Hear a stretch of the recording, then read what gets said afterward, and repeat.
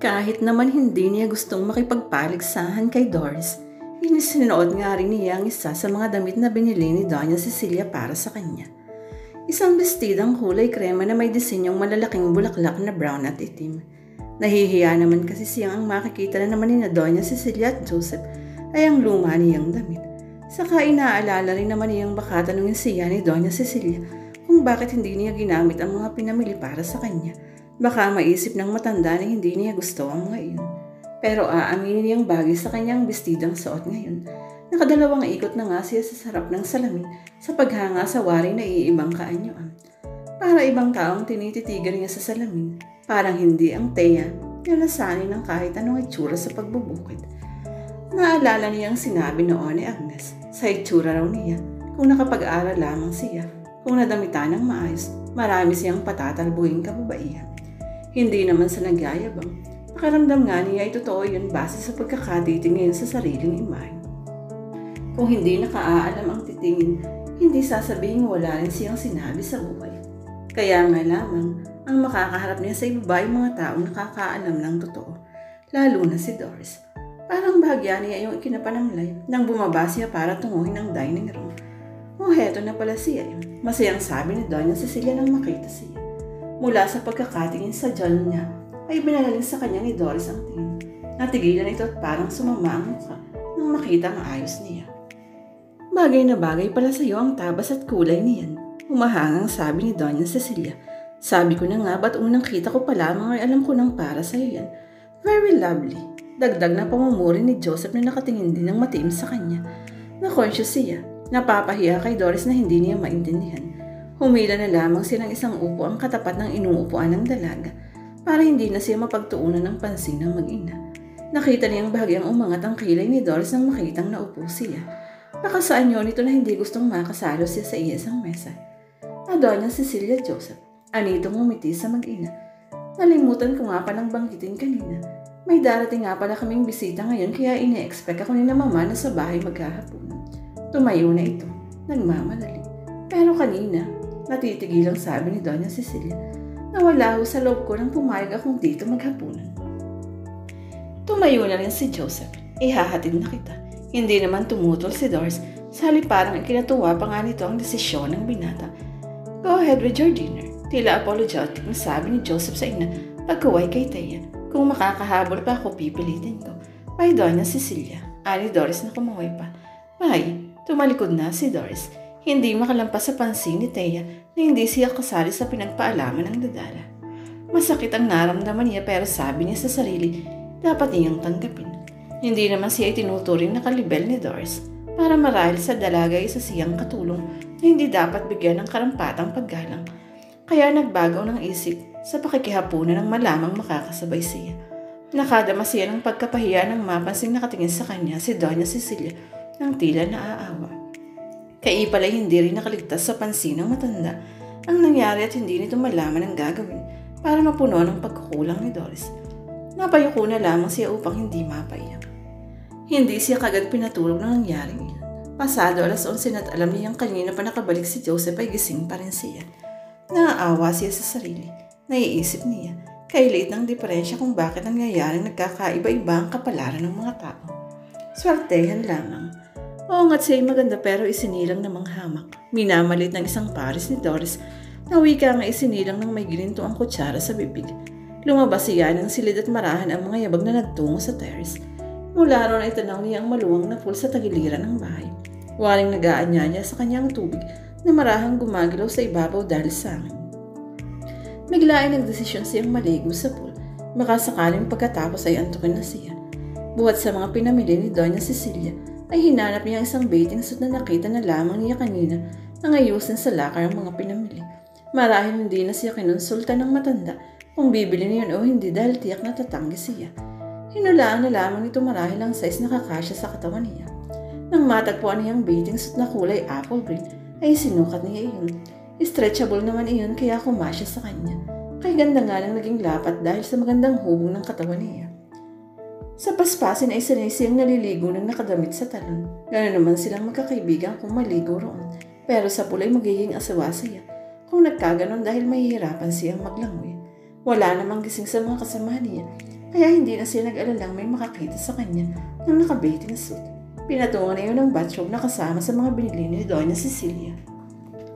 Sa kamarahan niyang tinungong papuntang swimming pool. Pagdating doon ay inalis niya ang bathrobe at tinesting ng paa ang lamig ng tubig. Malamig lamang yun sa simula pero nang ilang minuto nang nakababad ang paa hanggang tuhod niya ay waring nasanay na ang katawan niya sa temperatura ng tubig. Kaya waring di makapaniwala ang tanong. Bigla ang pagkalingon niya. Hindi niya inaasahang may iba pang gising bukod sa kanya. Si Joseph ang palapit sa kanya, dala ang isang bote at baso ng alak, nakapantalon at mahabang roba na lampas tuhod. Hindi niya malaman ang gagawin. Hiyang-hiya siya ng tila nakabilad ng katawan. Tumayo siya at baka sa inyo ang pagkapahiya, nalalapitan sana ang bathrobe na iniwan kanina sa di kalayuan. Don't go, waring nakikiusap na sabi ni Joseph. Inakala marahil nito na balak niyang umalis. Gusto ko lang may makausap. Hindi nga ako makapaniwala nang natanong kita rito kanina. Akala ko'y dinadaya lamang ako ng aking paningin. Hindi ko alam na may iba pang. Akala ko'y ako lang. Akala ko'y ako lang ang gising. Hindi kasi ako makatulog. Maraming pumapasok sa isip ko.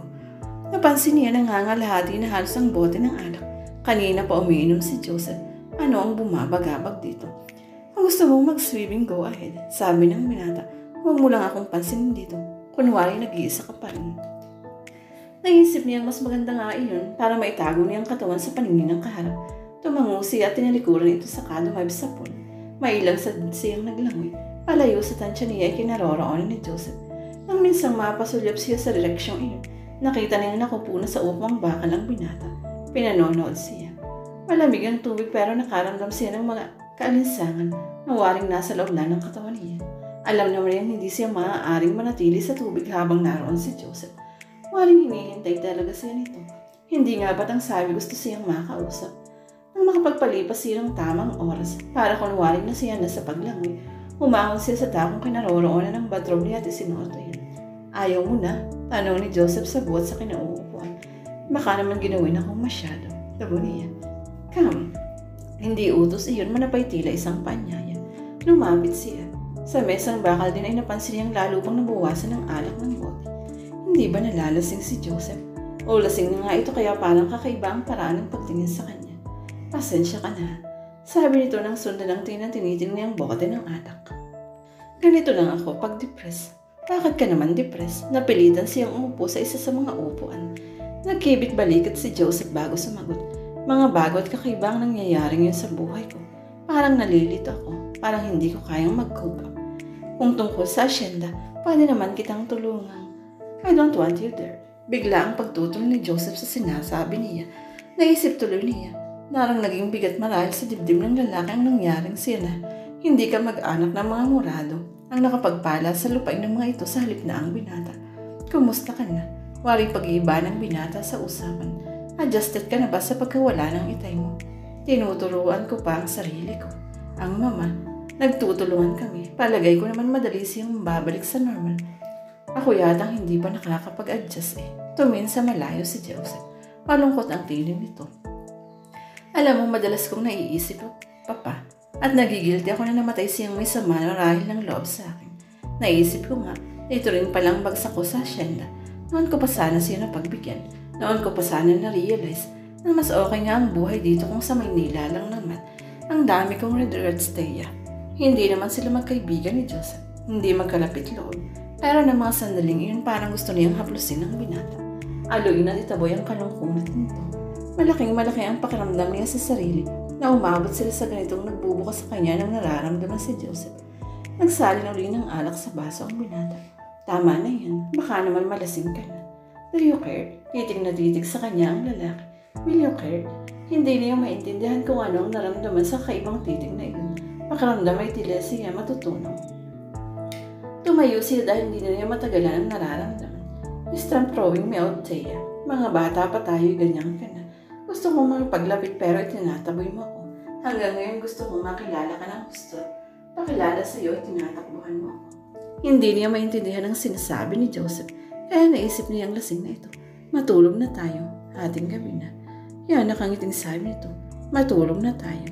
Here, iniabot sa kanya ng lalaki ang kamay. Nagtaka siya. Tulungan mo ako. Alalayan mo ako patungo sa kwarto ko. Tinutop ng lalaki ang nako. Lasing na nga yata ako. Nahihilo na ako. Kanina pa kasi ako nag-iinom. Nag-alala naman siyang hindi nga makaya ng lalaki ang sarili.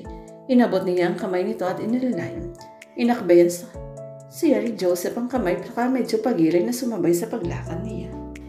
Pagdating sa silid nito ay sinang pumihit ng knob para mabuksan ng pinto.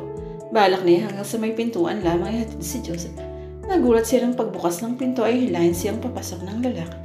Joseph, itinulak nito ang pinto para hindi siya makalabas. Ay ni Thea, tinitigan siya nito ng matim, nakikiusap anong hindi na sa isang lasing ang nakikita niyang expression.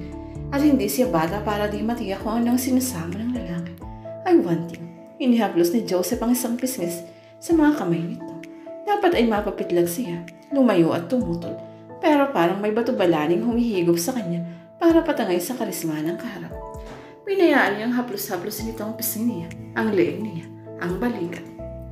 Thea, lumapit ang mga labi ni Joseph sa mga labi niya. Naglulot ng kilabot sa balat niya, ang init ng hininga nito. Napapikit siya. Lumapat ang mga labi sa kapwa mga labi.